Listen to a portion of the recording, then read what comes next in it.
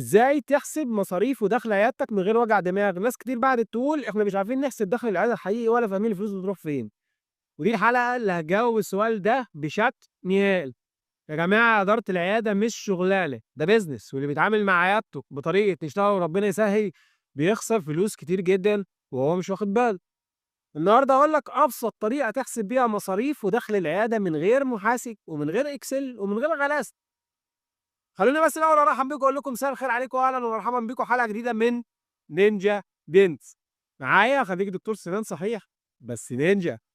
قبل ما أبدأ الحلقة عايزك تعمل متابعة ولايك وشير وحركة الإكسسوار والأطفال المفضلة وكل الحاجات الجميلة دي عشان تشجعنا نستمر عشان تكبر أسرتنا ببعض سوا، ولو عايز تتناقش في حاجة سيبها في تعليق وتابع الحلقة للآخر عشان كما هي العادة نجهّز لك مفاجأة لطيفة آخر الحلقة.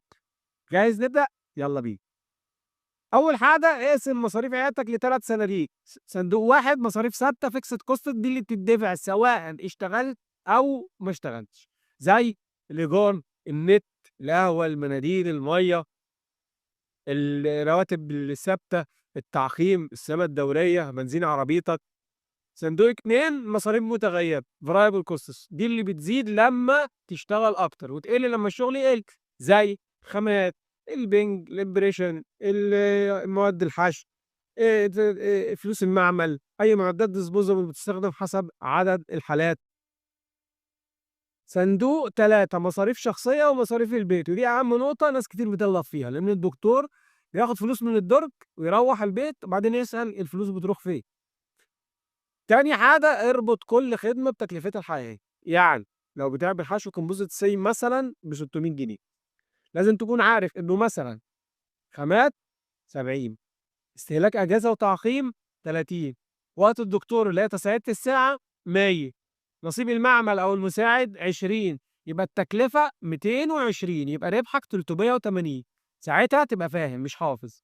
تالت حاجة حدد دخلك اليومي الحقيقي، الدخل اليومي مش الفلوس اللي في الدرج، الدخل هو إجمالي التحصيل ناقص التكلفة المتغيرة ناقص نصيبك من المصاريف الثابتة في اليوم، يعني لو مصاريفك الثابتة في الشهر 30,000 يبقى في اليوم 1000 جنيه، يبقى قبل ما تقول كسبت لازم اليوم يغطي ال1000 جنيه ده الأول.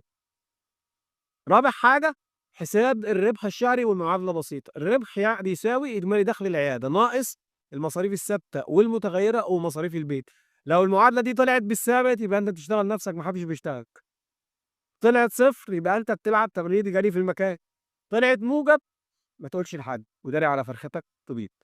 خامس حاجة كل شهر اعمل 3 تقارير بس، ريبورت الدخل بكل خدمة جبت منها كام، ريبورت المصاريف اللي هو الثابت